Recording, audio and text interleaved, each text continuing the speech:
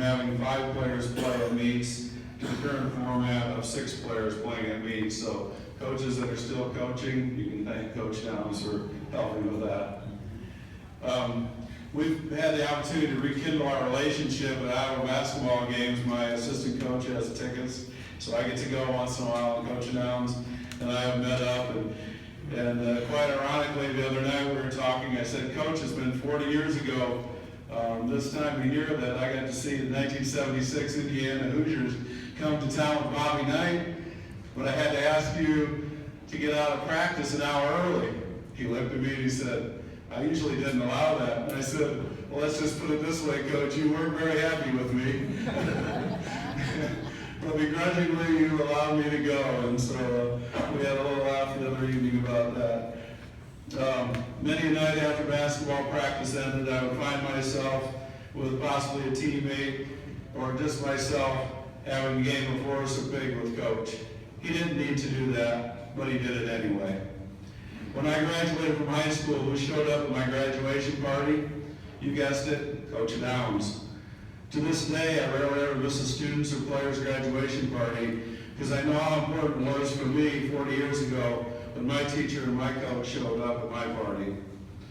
Last season, my Xavier Saints played an invitational at Beaver Hills in Cedar Falls.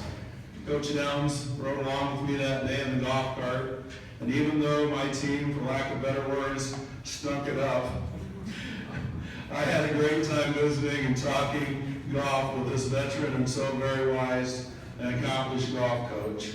I had a chance to introduce my players to Coach that day, and on the way home I told them about some of his accomplishments that I shared with you, and that he would be entering the Iowa High School Golf Coaches Association Hall of Fame. Well, this day has arrived, and finally, Coach got a whole lot smarter since I was in high school. Every year I've coached, I began to better know and understand and better appreciate him for what he did. I know I wasn't always appreciative or even understood what and why he was doing the things when he did in high school, but I absolutely finally get it now. And along with the many, many sacrifices he made for us and time away from his wife Nancy, who's here today, and 2 of his daughters, their family, to be our coach. So with that said, I'm very proud and honored to introduce my former coach of the Ojai Muskies, Hall of Fame inductee 2016, Coach Bob Downs.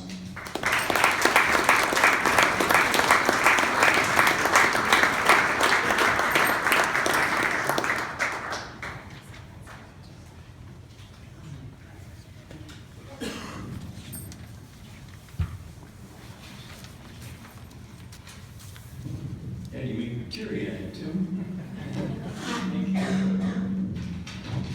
Truly honored to be here today and become a Hall of Famer. Actually, a Hall of Famer of many things is really very special. Early in life, you play lots of sports and you don't really think about being really accomplished or ever think about you may dream about being a Major League Baseball player or something, but a Hall of Famer is very special, and I'm very happy about that. I want to thank Tim and also Joe Steen, who's sitting in the back of the room, who was coach of Monticello, for nominating me. I'm very, very appreciative of this. And before this process began, I didn't realize that there was a Golf Coaches Association. When I was coaching with Rich Gard, actually coaching basketball against Rich Gard when he played for Waverly, and I told him before a few moments ago that I got a picture of him from back from 1965 when he was guarding one of our better guards as he was going in for a layup. But the association that you folks have is really something. I think it's one of the nicest and most informative websites I've ever seen. I've gotten on it a few times. In fact, I use it a lot, especially since I'm familiar now with Tim and his golf team. We've been away in golf and been away in the summer in the last 20 years, and we kind of lost track of what's going on in golf in Iowa in spring and fall too. But I did go to Tim's 4-way golf tournament at Elmcrest this fall, and it was a wonderful tournament. Jim did a great job on that. I think it's one of the best run tournaments that I have ever been. And there were people everywhere to assist. Anything that a spectator or a player or a parent or anyone would want was there. And it was a beautiful golf course at Elmcrest Golf Course in Cedar Rapids. My guests today include my wife Nancy, and sitting here. We've been married nearly 60 years. We'll be in August. My 2 daughters, Kathy Clark from LaPorte City, and Debbie Downs from Hawaii.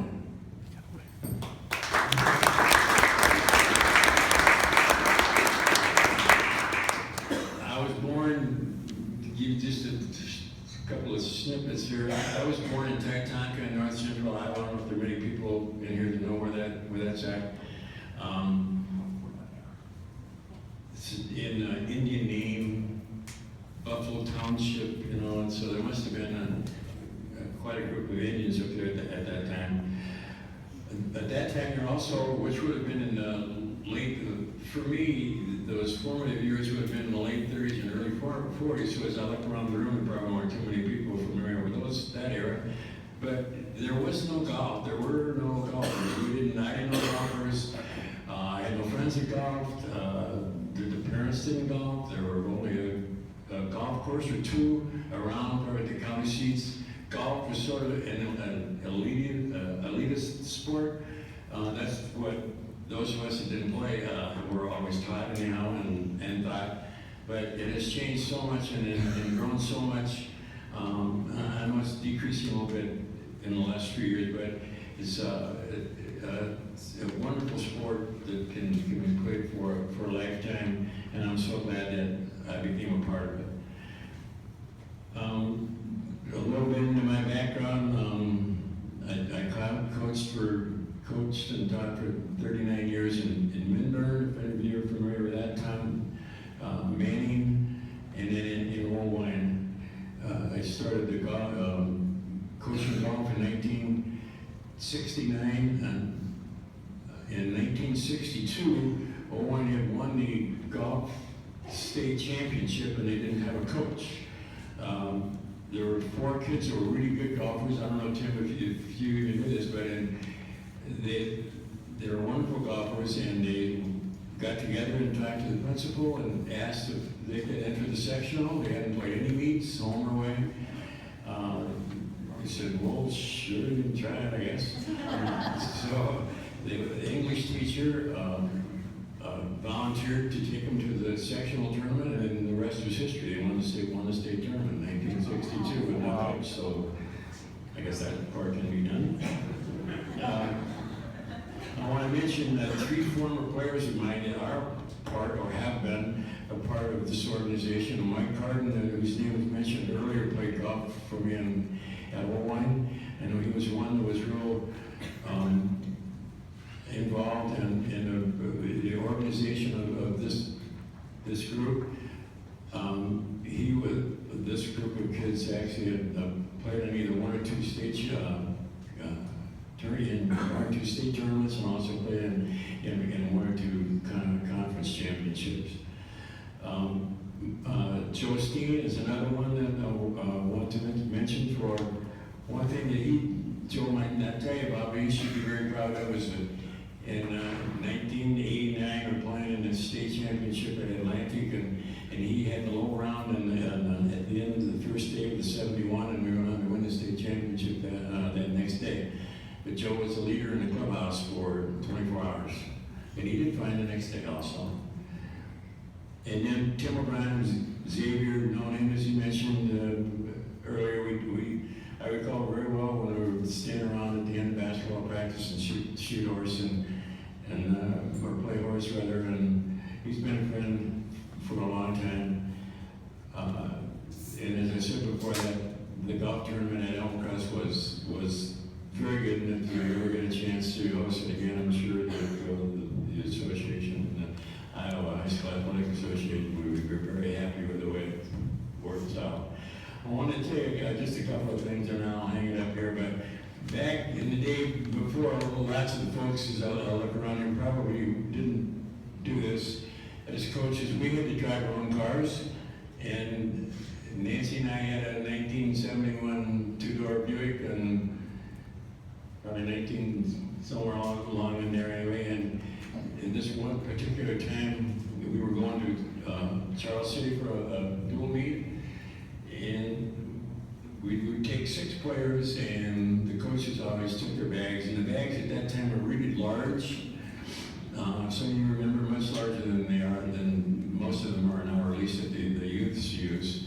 And the coach tried to have his bag in there, and then also the coach had to have a cart. Don't want to carry a bag. And most of the time we had no trouble. Well, on that particular day, we couldn't get the trunk open, and the kids got in the back seat, took the seat out, took the board out or the partition out, and still couldn't get into the trunk. And so the golf pro, or the manager at the golf course, borrowed the clubs from the junior varsity team for that day and let us use them. And we actually wanted to meet with someone else's clubs and asked if we could borrow them maybe for the next meet. Also remember the Ames Country Club, right in the state tournament over here, and after the 9 holes on the second day, we were eight strokes ahead. And those of you that have played at Ames Country Club would know the holes that I'm talking about, or a hole for sure, for me, I think. But on that morning, half of the players started on 10, the other half started on 1. And we were 8 strokes ahead after the 9 holes, and on hole number 4, I think it is, we didn't know about no-mo. And no-mo was no friend of us that day. And we had talked about it before, but nobody had gotten in it. So, but a couple of our players did, and one of them took a 5 on that hole, and the other one is a good golfer, so another one took a 3. They both doubled. They got so upset they both doubled the next hole, and we ended up in second place, a couple of strokes out. But we have no more horn, and I think at that time we didn't know what that meant, other than I guess if you start to think about it, no more would be, you would understand what it is.